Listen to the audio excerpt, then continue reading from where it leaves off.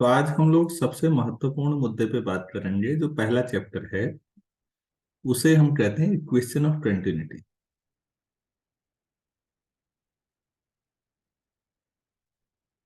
तो flow motion में continuity बनी रहनी चाहिए।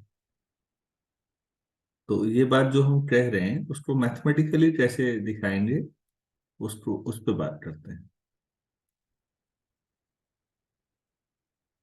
तो हमारे पास बच्चों तीन तरह के सिस्टम है। तो जाहिर सी बात है तीन डिफरेंट इक्वेशन बनेंगे।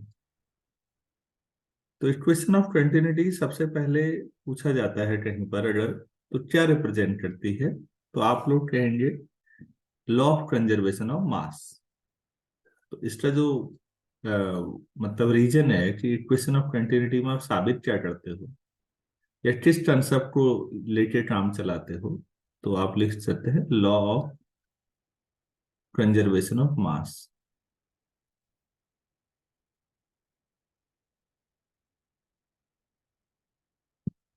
हिंदी में द्रव्यमान संरक्षण का नियम। तो मास ना तो क्रिएट किया जा सकता है ना डिस्ट्रॉय किया जा सकता है। मास मास ही रहेगा। और यहाँ तो ऐसा भी नहीं है कि आप उसको फॉर्म चेंज करेंगे, कुछ नहीं करना है। ये रिलेटिविटी भी नहीं है कि साहब मास को हम एनर्जी में कन्वर्ट कर दें। तो सबसे पहले आप लिखिए Cartesian form equation of continuity थी। Cartesian form.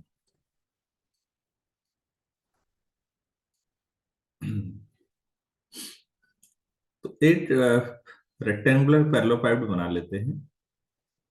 थोड़ा साफ सुथरा फोटो बनाइएगा और उसके आसपास जगह भी रखिए, क्योंकि बीच में चीजें जुड़ते जाएंगी उसमें पिक्चर में। और हो सके तो पिक्चर बाद ही में बनाएं तो ज्यादा अच्छा है, क्योंकि लास्ट तक इस पिक्चर में कई चीजें ऐड हो जाएंगी, फिर आपको लगेगा जगह तो है नहीं। तो आप नोट्स ज्यादा अच्छा बना सकते हैं अगर आप अभी अवॉइड करें और देखते रहें।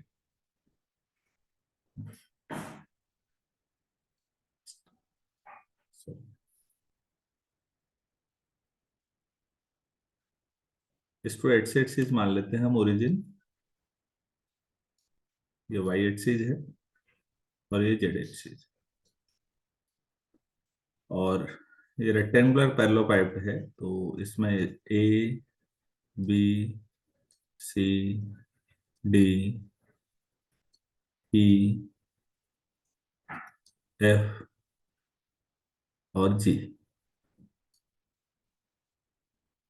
इसी तरह से लेंगे बाद में तो आपके लिए चीजें आसानी होंगी, क्योंकि मैं कोई सरफेस बोलूंगा तो वो आपको लगेगा अच्छा ये वही है। ठीक। अगर मन मर्जी लिख दिया तो दिक्कत हो सकती है।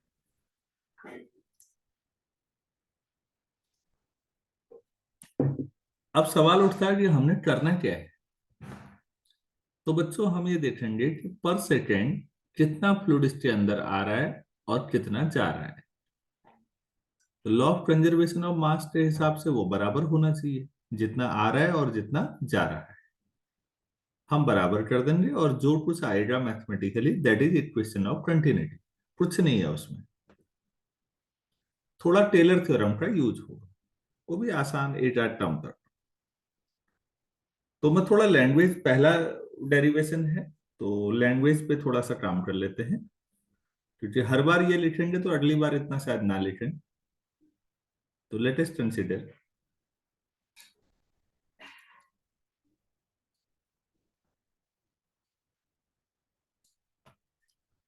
a rectangular parallelepiped.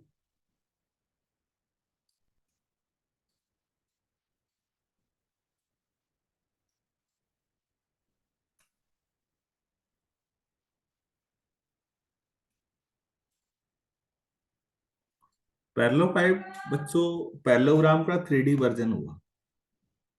Parallelogram Hindi में समांतर चतुर्भुज बोलते हैं, लेकिन अगर उसमें रेक्टेंगुलर शब्द जोड़ेंगे तो इसका मतलब हर एक एंगल 90 है।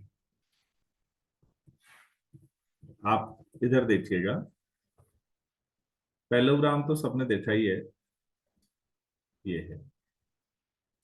अगर ये रेक्टेंगुलर पैरेललोग्राम हो जाएगा तो हर एक एंगल 90 हो जाएगा, तो ये रेक्टेंगल कह देंगे इसको। तो रेक्टेंगुलर का मतलब एंगल 90। अब ऐसे ही पैरेललोग्राम का 3D वर्जन पैरेललोपाइप्ड होता है। 3D में आप समझ सकते हैं, माचिस के डब्बे को थोड़ा तिरछा कर दो दबाव डाल के, जिस समय वो सीधा होगा तो हर एक एंगल आपस में 90 होगा। और आप कह सकते हैं कि रेक्टेंगुलर पैरेललोपाइप्ड या क्यूबॉइड है।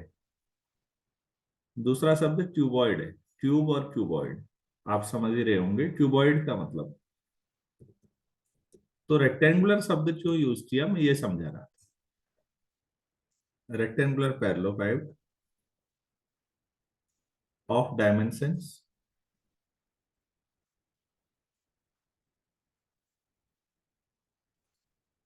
Delta x, delta y, delta z.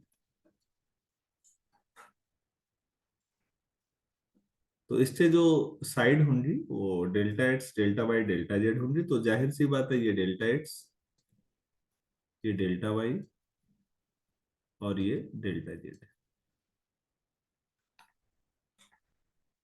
Fluid की वेलोसिटी हमें नहीं पता, फ्लूइड कहाँ को फ्लो हो रहा है, तो हम मान लेंगे उसकी वेलोसिटी को Q. Let fluid velocity be represented as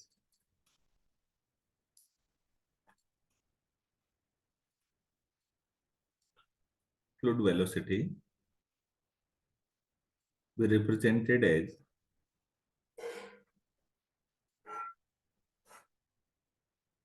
Q equal to IU plus JV plus JW।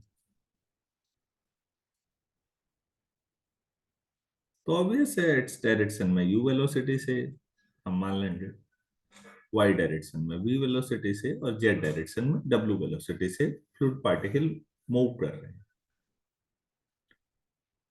उम्मीद है ये भी समझ में आ ही रहा होगा। तो फ्लूइड की डेंसिटी मान लेते हैं रो। लेट फ्लूइड डेंसिटी बी रो। तो किसी टाइम टी पर कितना मास होगा इसके अंदर,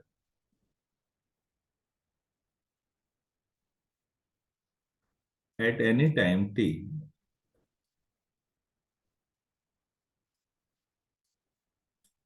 मास विद इन, हेलो बच्चों, ये समझ में आ रहा है यहां तक?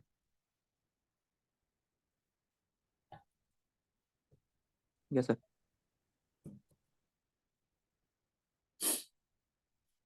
अच्छा, at any time t mass within the parallelepiped.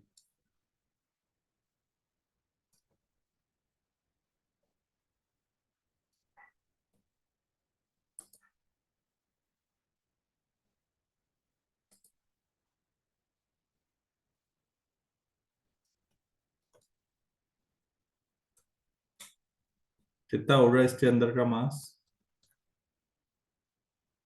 Volume delta x, delta y, delta z, ये तो वॉल्यूम हो गया, इंटू डेंसिटी, ये मास हो जाएगा। सो रेट ऑफ चेंज ऑफ मास क्या आएगा?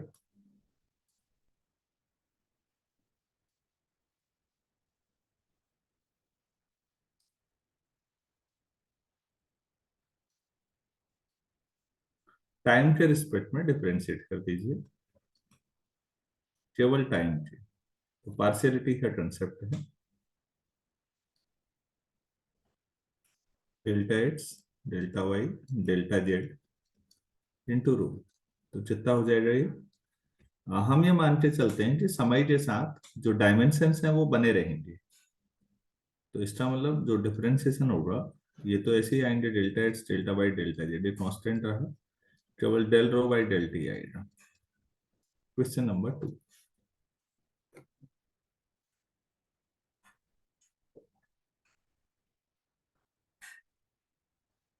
आप लिखते रहिए, स्लो रिस्पॉन्ड कर रहा है, शायद सिस्टम ही पुराना हो गया है मेरा, तो वो कई बार मैं लिख रहा हूँ और थोड़ी देर बाद दिख रहा है आप लोगों को।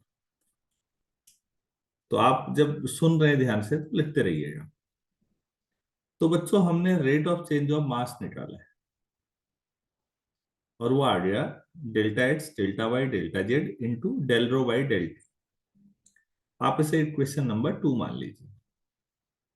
इसी रेट ऑफ चेंज को एक और तरीके से दिखाएंगे।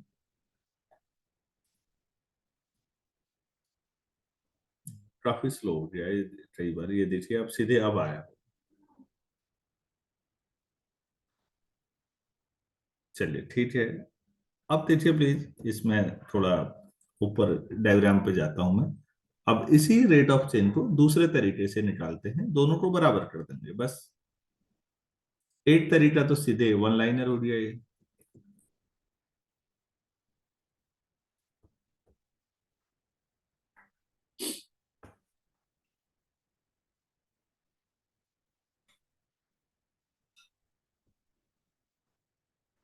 तो आपको ज्यादा ही स्लो हो गया।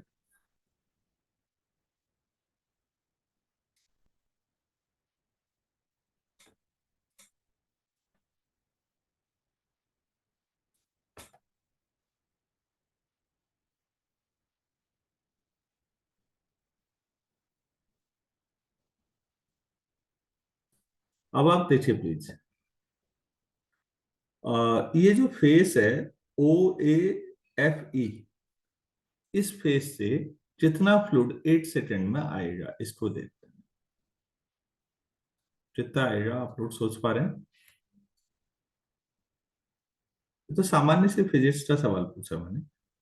Face O A F E से कितना फ्लूइड आएगा पर सेकेंड। जितना इसका एरिया होगा वो देखो पहले, तो एरिया कितना होगा इस सरफेस का? अरे बोल दो यार थोड़ा। Del x into del z. बेटा इसको डेल नहीं बोलते, इसको डेल्टा बोलते हैं। क्लियर कट ध्यान रखिए, इसको डेल्टा बोलते हैं, इसको डेल बोलते हैं। तो बोलते समय शब्दों का ध्यान रखिए। तो हमें ये delta x into delta Z है। इस सरफेस से फ्लूइड अंदर आ रहा है। ये वाई एक्सिस के पैरेलल साइड है, देखिएगा वाई की डायरेक्शन में। तो 8 सेकंड में कितना फ्लूइड आ रहा होगा, जितनी वेलोसिटी है। वेलोसिटी क्या है वाई एक्सिस के अलोंग? वी। वी। भाई, जितनी वेलोसिटी होती है किसी भी चीज की, उतना 8 सेकंड में मूव करेगा ना आगे। तो 8 सेकंड में कितना फ्लूइड आएगा, जितनी वेलोसिटी है उतना सब आ जाएगा अंदर। वी। और ये मास को लिए करोगे तो ये रो से मल्टीप्लाई कर दो अब इसको, ये तो वॉल्यूम था। शुरू की दो टर्म एरिया को दिखा रही थी, delta x into delta z. V velocity से फ्लूइड अंदर आ रहा है, तो 8 सेकंड में कितना फ्लूइड अंदर आ जाएगा। तो तीनों डायमेंशन हो गए, लंबाई चौड़ाई और मोटाई समझ लो उसको आगे। और इस वॉल्यूम को रो से मल्टीप्लाई कर दीजिए, मास आ जाए। क्या मैं सभी लोगों को समझा पाया?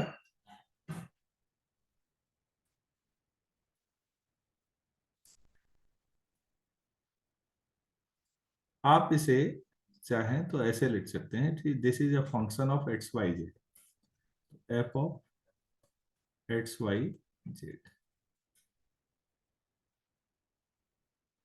अगर ये f of x y z है, तो अब जो निकलेगा उस पर ध्यान दीजिए, जो इसी डायरेक्शन में। तो भाई उसमें एक्स कोऑर्डिनेट और जेड कोऑर्डिनेट तो में तो कोई बदलाव आना नहीं है। केवल वाई कोऑर्डिनेट जो होगा वो वाई प्लस डेल्टा वाई हो जाएगा।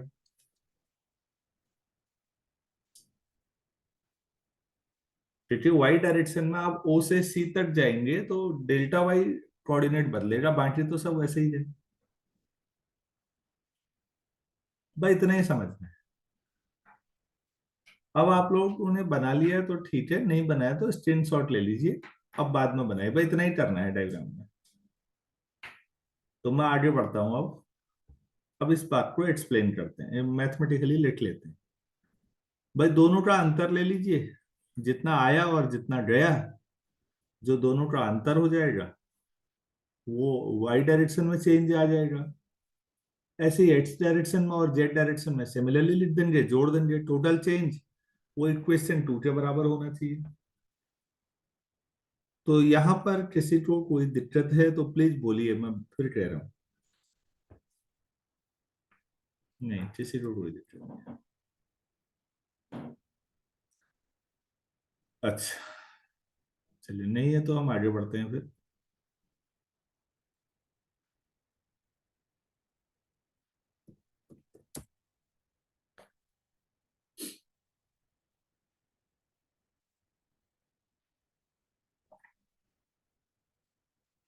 लो, लिखिए, मास एंटरिंग कौन सा फेज था, अब आप ही लोग बताएंगे। हाँ,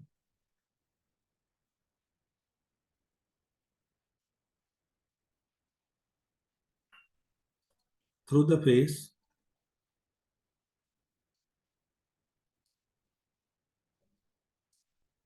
कौन सा फेज था बच्चों?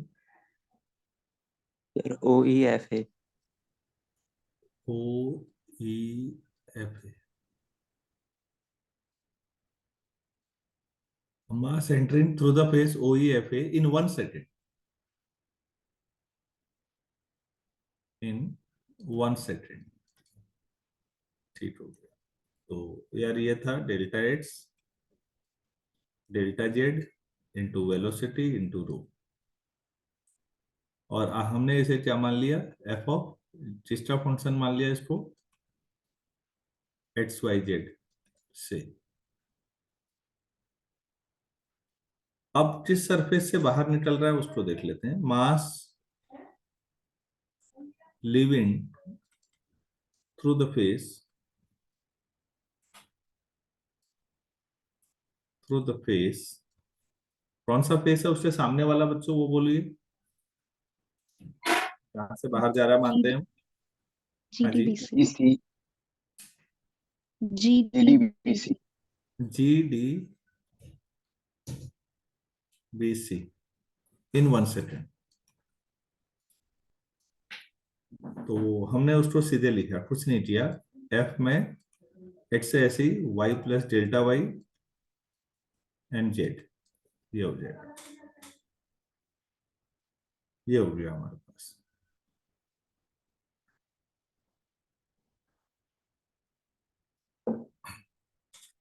तो change in mass within the container, जो भी कंटेनर हमने माना है, इन 1 सेकेंड कितना चेंज होगा, अब उसको निकालते हैं। अभी भी इतनी देर पहले लिख दिया है, सो ही नहीं हो रहा है।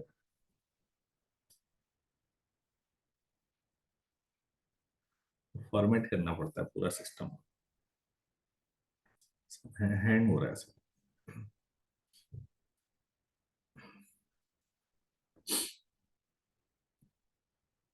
ये आया आप। तो लिखिए प्लीज, चेंज इन मास,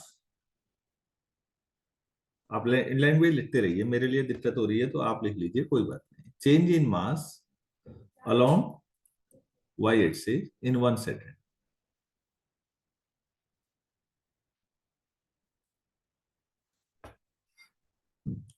तो ये लाइन नहीं लिखी मैंने चेंज इन मास वाली, तो सीधे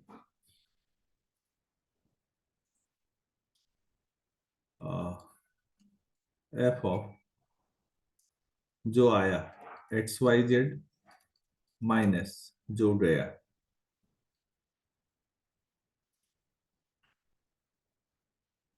F of x y plus delta y Z,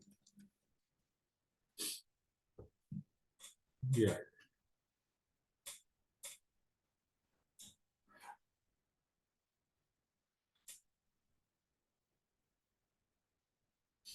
कितना आया आपने लिख लिया सभी लोगों ने? एफ एक्स वाई जेड आया माइनस एफ एक्स ट्रोमा वाई प्लस डेल्टा वाई ट्रोमा जेड। अब बच्चों जो दूसरा एक्सप्रेशन है, इसमें हम लोग टेलर थ्योरम का यूज करते हैं। तो दूसरी लाइन है, दूसरा एक्सप्रेशन था।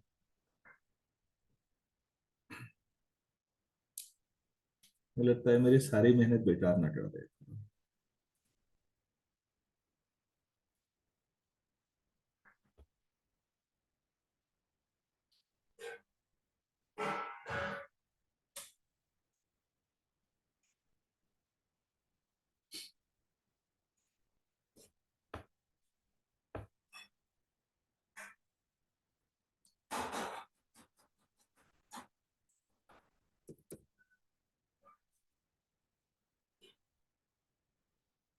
इतनी देर में आने का कोई मतलब नहीं हुआ।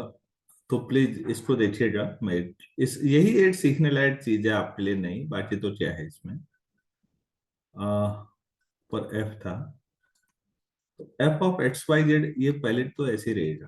पहला वाला तो इसमें तो कोई अंतर नहीं है। दूसरे वाले में टेलर थ्योरम आप थोड़ा सा बताएंगे मुझे, क्या करूं? ब्रैकेट में कर f of x y z, देखिए प्लीज एक्स और जेड में तो कुछ है ही नहीं लिखने को, तो वो ऐसे ही रहेंगे। एक्स वाई जेड पहली टर्म रहेगी, plus delta y del f upon del y, plus and so on. अगर एक्स में भी होता तो हमने ऐसे लिखा था पिछली बार, h del f upon del x, plus k del f upon del y, plus जो भी तीसरा जेड या जेड के साथ जो भी था, plus del f upon del z, ऐसा लिखा था। अब आप देख रहे हैं बदलाव केवल वाई में है, तो एक ही टर्म आएगी और बाकी हायर टर्म नेग्लेक्ट कर देंगे। तो फिर बचेगा क्या जब हायर टर्म नेग्लेक्ट कर देंगे तो? भाई ये फिजिक्स वाला पोर्शन है, इसमें यही एक आजादी है। तो देखो बच्चों, एफ वाले टर्म तो कैंसिल हो जाएगी इससे। क्या बचेगा? माइनस डेल्टा वाई और del f upon del y. मतलब टेलर भी हमने एक ही स्टेप तक लगानी है, कुछ नहीं करना है ज्यादा। इसीलिए मैं बार बार कहता हूँ फिजिक्स यहीं पर आसान हो जाती है अगर आपको बेसिक्स भी पता है मैथ्स की। अब आप प्लीज एफ की वैल्यू रख दीजिए, सबसे ऊपर वाली लाइन पढ़िए, एफ क्या लिखा हुआ है आपने देखिए, तो सबसे ऊपर वाली लाइन जो दिख रही है आपको, equal to minus delta y del upon del y of f की जो क्या रखें आप लोग बताएंगे।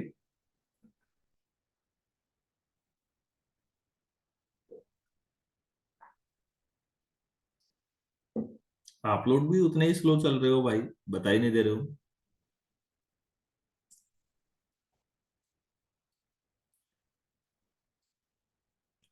क्या यही है? Yes sir. Yes. सबसे ऊपर देखिए एफ क्या लिखा हुआ है। एफ एक्स वाई जेड का फंक्शन है, वो ठीक है। एफ का मतलब delta x delta z v into rho था। तो बच्चों वाई के रिस्पेक्ट में है पार्शियल डिफरेंशिएशन, तो एक्स और जेड वाली टर्म बाहर आ जाएंगी।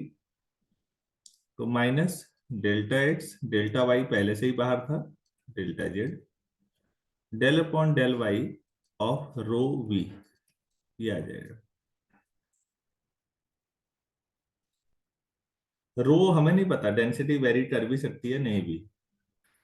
अगर नॉर्मली पानी की डेंसिटी नहीं बदलती, आप भी समझ रहे हैं, लेकिन अगर फ्लूइड डायनामिक्स की बात करो तो फ्लूइड तो पता नहीं क्या है, तो अभी रो को अंदर ही रखो। तो बस हो गया है, पूरा डेरिवेशन 90% हो चुका है बच्चों, इतना ही था। आप मुझे देखिए वाई एक्सिस के अलोंग मास में पर सेकंड ये चेंज है। तीनों डायमेंशन आए, delta x delta y delta z, और अंदर y del upon del y के साथ रो इंटू वी आया। तो this is the change in mass या rate of change of mass along y. Rate of बोलेंगे तो पर सेकंड अपने आप ही हो गया, तो आप उसे लिखिए प्लीज, ये स्लो चल रहा है, मैंने लिख रहा हूं अगली लाइन। So rate of change of mass along y axis कितना आया?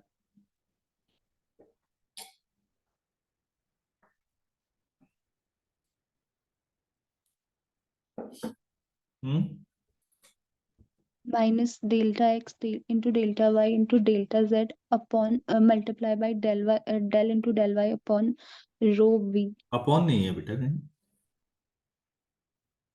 अपॉन जो बोल रहे हो कहीं डिवाइड।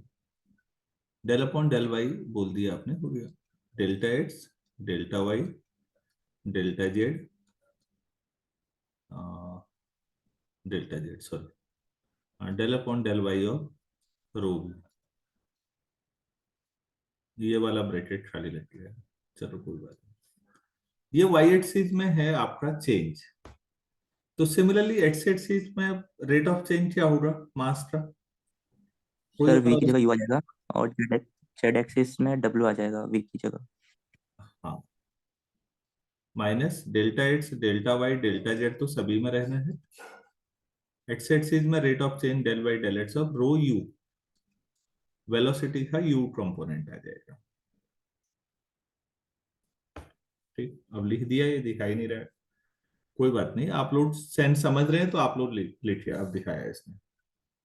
और तीसरे में रो डब्ल्यू हो जाएगा। अब लैंग्वेज में लिखिए, rate of change of mass along Z axis.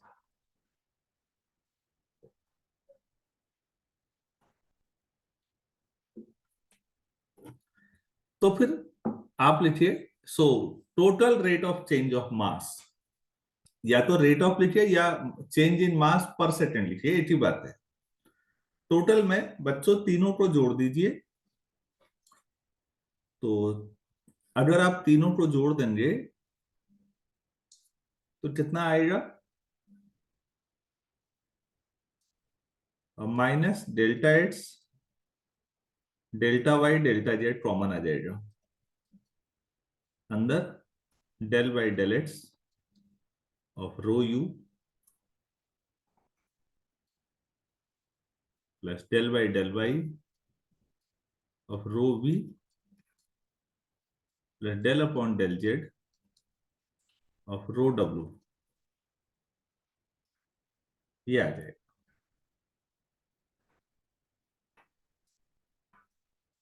आप इसे, कौन सी इक्वेशन, तीसरी थी शायद, ये आया। तो आपने दो तरीके से रेट ऑफ चेंज ऑफ मास निकाल दिया, एक इक्वेशन 2 से और एक इक्वेशन 3 से। यहां तक समझ में आ गया सब लोगों को? Yes, sir. तो हमें दोनों को इक्वेट कर दीजिए। Equating equation 2 and 3 we gate,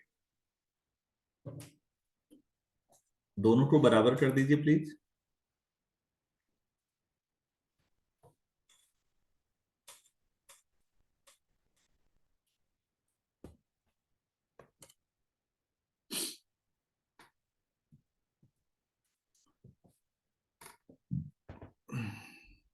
तो मैं यहां पर लेफ्ट साइड में लिख देता हूं जो ऊपर आया था। क्या था? Delta x, delta y, delta z, del rho by del t था।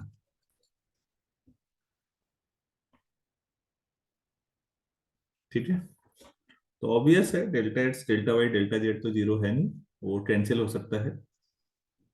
तो आपके पास del upon del x of rho u, ये आंसर हो गया, plus del upon del y of rho v plus del upon del z of rho डब्ल्यू, और चौथा del upon del rho by del t. लिख लो, सिंप्लीफाई एक तरफ लाके। अब मैंने लिख दिया, ये उतना दिखाई नहीं रहा है।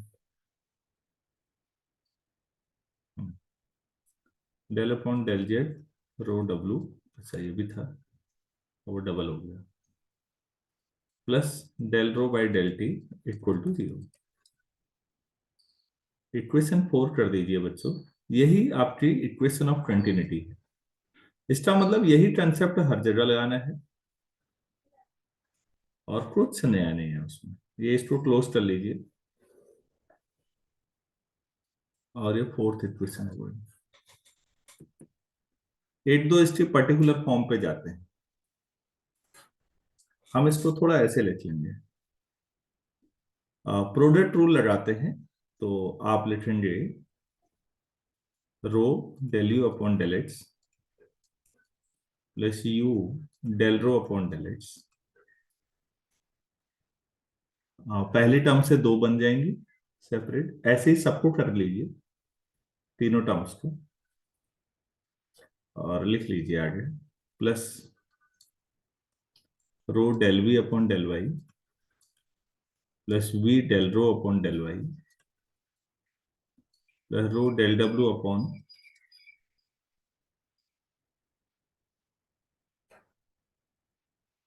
Del z. और पूरा लिख लीजिए प्लीज।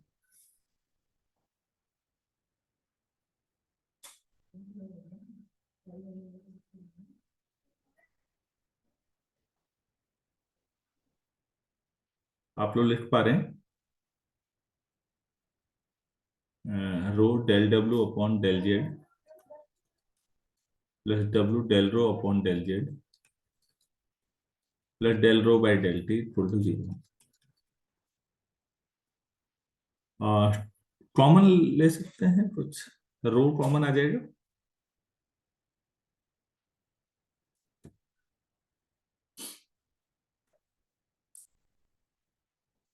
रो कॉमन लेके क्या लिखेंगे? Del u upon del x plus del v upon del y plus del W upon del Z plus, hello, ये समझ में आ रहा है? Yes sir. अच्छा, जो बाकी है बेटा उनमें थोड़ा सा ध्यान दीजिए। मैं ऐसे लिख रहा हूँ u del by del x, rho नहीं लिख रहा हूँ, प्लस दूसरे term v del upon del y plus W del upon del Z plus del upon del t, एक साथ बाहर से रो इक्वल टू 0। ऐसा लिख सकते हैं, देखिएगा, रो एक साथ ही लिख लिया। तो इसको एक सिंबल दे देते हैं यहां पर। ये जो अंदर वाला पूरा है, ये जो पूरा अंदर लिखा हुआ है बेटा, इसको हम लोग किताबों में capital d by d T लिख देते हैं, capital d by d t. तो अगर ऐसा लिखना चाहो तो ठीक है, ये हो जाएगा। तो आप इसको अलग से लिख लीजिए, this equal to capital d by d t. तो बाकी वैसे ही रहेगा। तो प्लस ये जो शुरू वाला है इधर वाला रो के साथ, ये ऐसे ही रहेगा। तो एग्जाम में कभी क्वेश्चन 4 आ सकती है प्रूफ करने को, और कभी इसे आप 5 मान लीजिए, कभी ये आ जाएगा, ऐसा हो सकता है।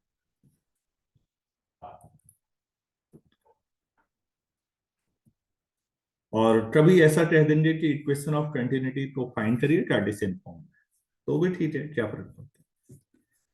क्या यहां तक किसी को कोई डाउट है?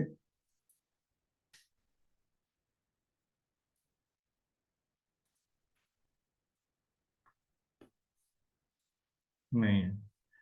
तो एक चीज और लिख लीजिए, क्वेश्चन 5 आपने उम्मीद है लिख लिया होगा। एक चीज लिखिए, इफ फ्लूइड इज इनकम्प्रेसिबल, इसका क्या मतलब होता होगा बच्चों? मतलब कि रो कांस्टेंट रहेगा। इनकम्प्रेसिबल का मतलब जिसको कंप्रेस नहीं कर सकता, दबाया नहीं जा सकता फ्लूइड को, इसका मतलब उसकी डेंसिटी कांस्टेंट रहेगी। अगर डेंसिटी कांस्टेंट रहेगी तो d rho by d t 0 हो जाएगा। तो आपके पास इक्वेशन ऑफ कंटिन्यूटी बहुत ही सरल हो जाएगी, और जो कि हम कई बार यूज करेंगे बाद में। सवालों में लिखा होगा कि फ्लूइड इज इनकम्प्रेसिबल, तो हम कहेंगे अरे तो इक्वेशन ऑफ कंटिन्यूटी में बचा ही क्या है, del u upon del x plus del v upon del y plus del W upon del z equal to 0, बस इतना ही बचा है। तो कभी कभी ऐसा आ जाता है कि इनकम्प्रेसिबल फ्लूइड के लिए इक्वेशन ऑफ कंटिन्यूटी बताइए, तो हम ये बता देते हैं। उम्मीद है आपको सारा ही समझ में आ गया होगा। यही समझना था बच्चों, क्योंकि बाकियों में कुछ बदले, ज्यादा नहीं बदलना है। अब जहां delta x delta y delta z थे, वहां delta r r delta theta, क्या था वो, हाँ, और r sine theta delta five, बस डायमेंशन बदलने हैं, बाकी कुछ नया नहीं है। उम्मीद है अगर ये समझ में आ गया तो। अभी ये क्लास का टाइम पूरा हो चुका है, और जूम थोड़ा सा टाइम लेता है। और दूसरा मुझे भी टाइम लगेगा, मैं इसको रीस्टार्ट करता हूँ सब एक बार स्विच ऑफ करके। हाँ तो ऐसा करिए ना, टाइम लगेगा इसमें। 7 बजे जुड़िए प्लीज। ठीक है।